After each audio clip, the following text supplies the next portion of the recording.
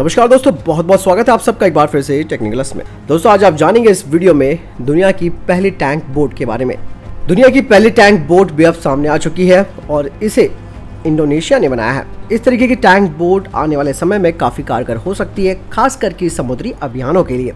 जानते हैं क्या है इस टैंक बोट की खासियतें और ये कितना महत्वपूर्ण हो सकती है भारत के लिए भी। दरअसल इंडोनेशिया जो कि दक्षिण पूर्व एशिया में स्थित है, इसके पास काफ़ी सारे द्वीप है। जैसे कि आप मैप में भी देख सकते हो कि करीबन 10,000 द्वीपों वाला ये देश है और ऐसे में इन सब तक पहुंच पाना बेहद मुश्किल काम होता है, खास करके सुरक्षा की जिम्मेदारी लेना।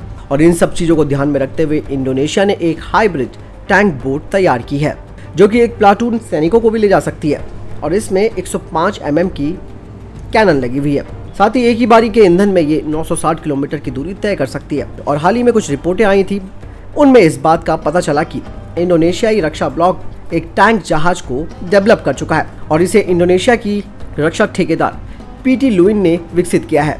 इंडोनेशिया, जैसे कि मैंने बताया, कि एक दक्षिण पूर्व एशियाई देश है जहां कुल मिलाकर अगर कहा जाए तो 17,508 द्वीप हैं, जो कि 95 डिग्री और 142 डिग्री पूर्वी यानी कि ईस्ट लॉन्गिट्यूड के बीच ये वितरित है। ये विश्व का सबसे बड़ा द्वीप समूह देश है। इस वजह से इंडोनेशिया जिसे केवल एक मध्यम आकार का देश माना जा सकता है, लगभग 6,000 से अधिक बसे हुए द्वीपों को इंडोनेशिया नियंत्रित करता है। लेकिन बाकी के जो द्वीप है वो निर्जन है, जहां पर लोग नहीं रहते हैं, लेकिन इनका इस्तेमाल तस्कर, ड्रग कंट्रोलर और कई तरीके के आतंकी जो संगठन है वो इनका इस्तेमाल करते हैं। और ऐसे में इन द्वीपों तक पहुंच बनाने के लिए ज़रूरत थी एक इस तरीके की शक्तिशाली बोट की, जो कि हमला कर सके इस तरीके की गतिविधियों को रोकने वालों के खिलाफ। क्योंकि दोस्तों बड़े कैलिबर वाले तोपखाने जो होते हैं उसको आप बॉर्डर तक ही ले जा सकते हैं, लेकिन अगर बात छोटे छोटे द्वीपों की आती है तो ऐसे में वहां तक पहुंचाना और उसके बाद उनको डिप्लॉय करना एक चुनौती होती है। और ऐसे में ये सारे कार्य अकेले टैंक बोट कर सकती है, जो कि इसमें दो चीज़ों को जोड़ती है। पहली तो हाई स्पीड और दूसरी टैंक विशेषताओं को। ये जहाज 18 मीटर लंबा और 6.4 मीटर चौड़ा है और ये कैटामैरन डिज़ाइन को अपनाता है। इसमें केवल 1 मीटर का ड्राफ्ट होता है। साथ ही इसकी भार क्षमता भी अधिक हो सकती है, लेकिन ये अपने साथ 20 सैनिकों को ले जा सकता है। इस टैंक बोट को पावर देने के लिए 1200 हॉर्स पावर के डीजल इंजन लगाए गए हैं, जो कि वाटर जेट प्रल्पशन सिस्टम पर आधारित है और इसी वजह से ये 40 नॉट की स्पीड आसानी से पा सकता है और इसकी जो मैक्सिमम रेंज है वो हो जाती है 965 किलोमीटर की। हालांकि डिस्प्लेसमेंट की बात करें तो इस टैंक जहाज का डिस्प्लेसमेंट 100 टन या इससे कम हो सकता है और साथ ही एक पावरफुल आर्टिलरी सिस्टम से लैस है।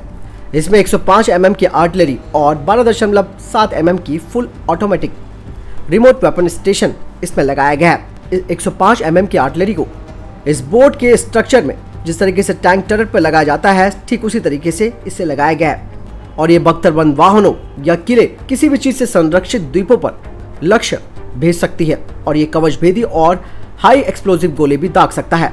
इसकी गन किसी भी तरीके के लॉन्ग रेंज आर्टिलरी मिशन के लिए 42 डिग्री के ऊंचाई वाले कोण पर, जो कि इसकी लंबी दूरी की मारक क्षमता को बढ़ाता है। साथ ही जैसे कि मैंने बताया कि इसमें 12.7 mm fully automatic remote weapon station है, जिससे कि एमुनेशन को तुरंत प्रक्रिया के साथ दागा जा सकता है। खास करके एरियल टारगेट्स, किसी भी तरीके के छोटे हॉस्टाइल और लैंड टारगेट्स, इन सब को इसके माध्यम से दागा जा सकता है और इसे कंट्रोल करना।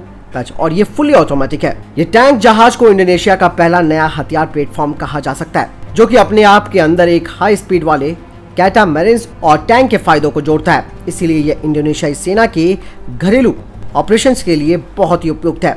व्यवहारिक रूप से टैंक जहाजों से लैस इंडोनेशियाई सेना पानी पर पैंतरेबाजी करके किसी भी द्वीप के लक्ष्य पर हमला कर सकती है और हमला करते समय लगभग किसी भी लक्ष्य को नष्ट कर सकती है और एक निश्चित हमले को प्राप्त करने के बाद ये किसी भी द्वीप पर डॉक की जा सकती है और इसमें तैनात 20 सैनिक तुरंत दुश्मनों पर घातक हमला बोल सकते हैं। ये किसी भी नदी के किनारे या समुद्र के किनारे रहते हुए भी गोलाबारी कर सकती है। अगर किसी एक ऑपरेशन के लिए कई सारे टैंक जहाजों को हमला करने के लिए भेजा जाए तो कोई भी आतंकी संगठन जो कि किसी भी द्वीप में उनके छुपा हो, चाहे वो ड्रग तस्कर क्यों ना हो या फिर किसी भी तरीके के आतंकवादी संगठन, उनका बच पाना इससे असंभव है। यानी कि एक बहुत अच्छा कॉन्सेप्ट, यानी कि टैंक जहाज का कॉन्सेप्ट इंडोनेशिया लेके आया है, जो कि वाकई में भारत को भी समझने वाली बात है कि आज भारत स्वदेशी रूप से नौसेना के जहाज़ों का निर्माण कर रहा है, जो कि काफ़ी बड़े लेवल पर है। लेकिन इस तरीके की चीज़ों को अब भारत को भी सोचना चाहिए, क्योंकि भारत के पास भी अपने द्वीप है जहाँ पर नियमित तौर पर गश्त करने की ज़रूरत पड़ती है। लेकिन हालांकि इतने खतरनाक स्थिति नहीं है भारत के द्वीपों के साथ जिस तरीके से इंडोनेशिया के द्वीपों में है। लेकिन कॉन्सेप्ट अगर अच्छा है तो उसको अपनाना ज़रूरी चाहिए, और भारत को भी इंडोनेशिया के साथ मिलकर ये चीज़ देखनी होगी कि इस तरीके की जो टैंक बोट्स हैं वो किस तरीके से प्रभावशाली रूप से कारगर हो सकती हैं, और इस तरीके की चीज़ों को या तो भारत अपने देश में बनाकर अन्य देशों को भी बेच सकता है, क्योंकि भारत के पास ऑलरेडी भारत के पास पर्याप्त रूप से शिप्स को बनाने के लिए एक इंफ्रास्ट्रक्चर है।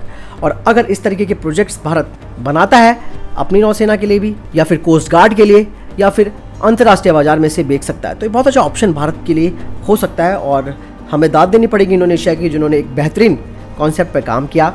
आपको क्या लगता है इस बारे में, आप कमेंट सेक्शन में लिखकर जरूर बताएं। बहरहाल इस वीडियो के लिए इतना ही, मिलता हूं नए वीडियो के साथ, तब तक अपना ख्याल रखिएगा। नमस्कार, जय हिंद, जय भारत।